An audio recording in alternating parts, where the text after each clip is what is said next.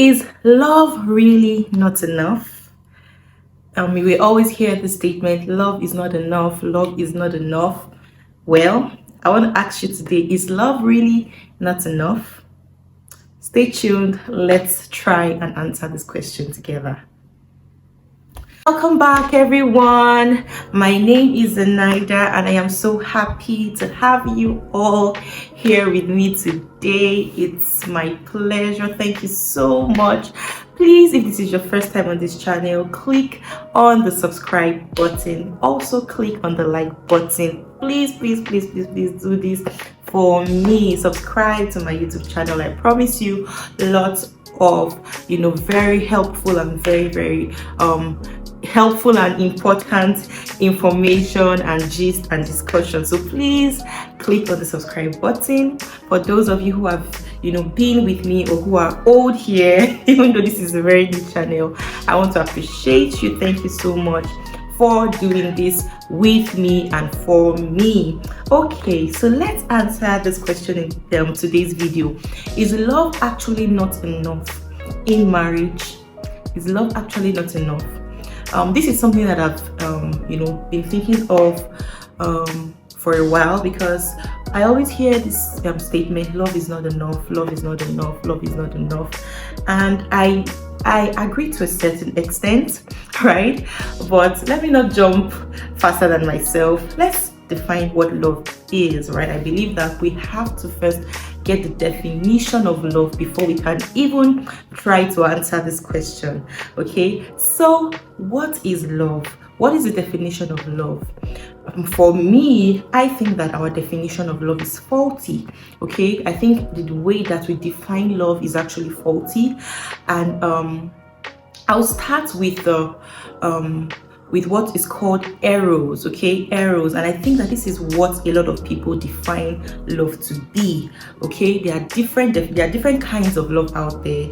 We have so many kinds of love: the love you show to your family, the love you show to your lover, the love you show to your brother, your friend, the love you show to your spiritual family, right? The love you are supposed to show to all of humanity. The definition of love is definitely faulty, right? Okay, so you see a tall, dark, chocolate, handsome, cute, fresh guy walking into probably a room, your office, wherever, a restaurant, and then you're just like, whoa, because you have butterflies in your tummy, you can't breathe. Some people are like, go anytime this person is around, I just can't breathe.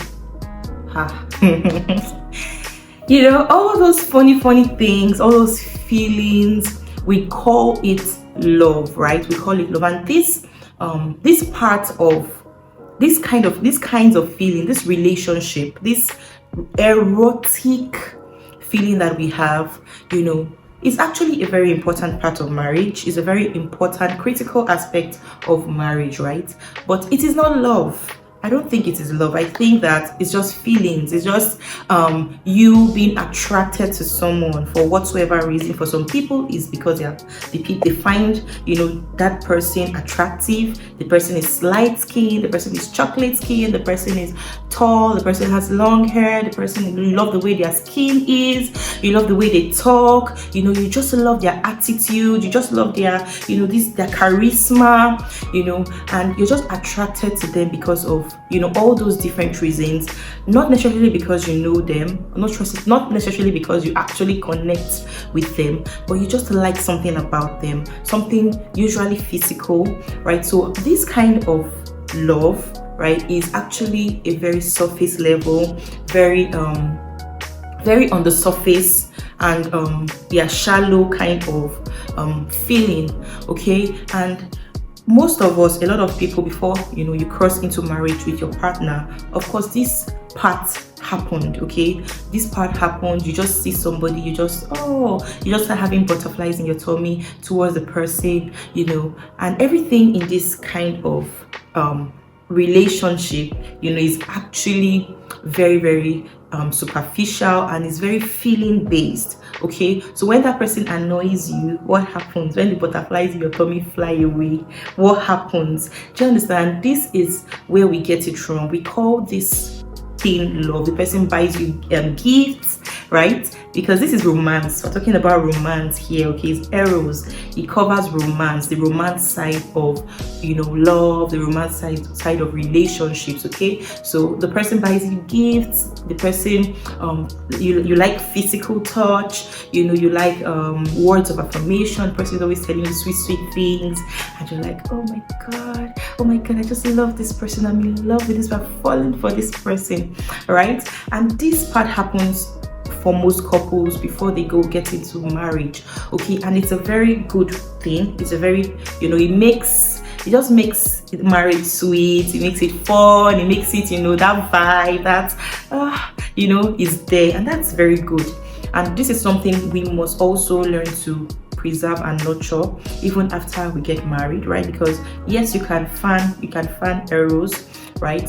Keep buying your partner gifts, keep, you know, telling them sweet words, keep, you know, holding them when you're outside, hold them, hug when they come back from work, you hug, you know, all those things, you know, help in help in preserving that sweetness, that, you know, lovey thing going on in the marriage. And it's very, very good. It's very, very great and critical in marriage. But this is not love, because it's feeling based. Okay, it is feeling based. It is not love.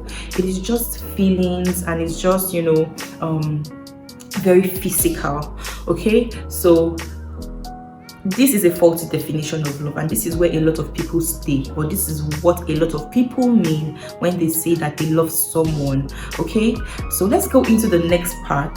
The next part of love that I'll talk about is phileo, or the next kind of love that I feel should exist in a marriage is phileo love.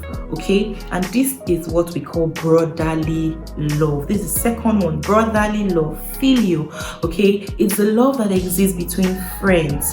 It's a love that exists amongst friends. And mind you, you know, eros love, you can have that kind of attraction even when you're married to someone who is not your spouse. Okay, you can meet someone else who is not your spouse. Let's say you travel for a meeting, not even you don't even need to travel, even in your, you know, you just go out, or you just meet someone else outside, and you're just attracted to them, maybe because they have figure 8 for men. Praise the Lord. You know, or they are beautiful, or the guy is, I just like his fragrance, you know, and all of that. I love his shoes. You know, the most absurd reason, right? And this is why some people end up cheating on their spouses, because they feel like love is physical. So the next physically attractive person that they find, they just want to follow that person, right? They just feel like, okay, I'm no more I don't have that feeling again for my husband or my wife. So therefore, right, this person now, oh, I'm head over heels, this is a new person, and I'm head over heels, this new person, and I just want to follow this person. You understand? So they just leave their spouse, leave their marriage, or leave their fiance, or leave whoever they are with, and they just follow this new person, because this eros is very feeling based. You can, like, if you define love like this, like, you will just be jumping from one person to another person. That's the truth, right? So that is why I don't think that is love. It's very superficial, it's very feelings based, it's very, you know, it can change in splits of seconds. Okay, so philios, like I was saying, is brotherly love, is friendship. This thing that they always say, marry your friend, marry your friend, marry your friend. It's so important, it's so true, it's so I can't even overemphasize how important this aspect of love is in marriage. Okay, this is very, very, very important. Philios love.